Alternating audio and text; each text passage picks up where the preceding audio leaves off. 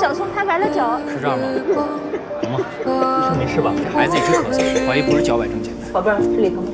可能是腿部的血栓流进肺，有这个可能性。待会儿做个肺部录下去。这怎么可能啊？我儿子是脚崴了，怎么扯到肺部？你们有没有搞错？血栓你可以理解为血液在血管里不正常的凝固形成血块。腿部的血栓很有可能是回流至心脏的时候脱落进了肺，所以孩子的咳嗽很有可能是肺栓塞引起的，会不会是过度运动？有30%的血栓患者会引起肺栓塞，其中1%肺栓塞甚至会引发死亡。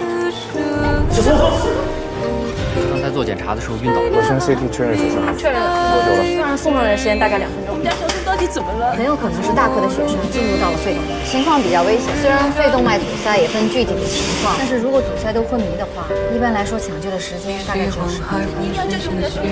这孩子现在是期望不了，就要看 PCP。便携式人工心肺。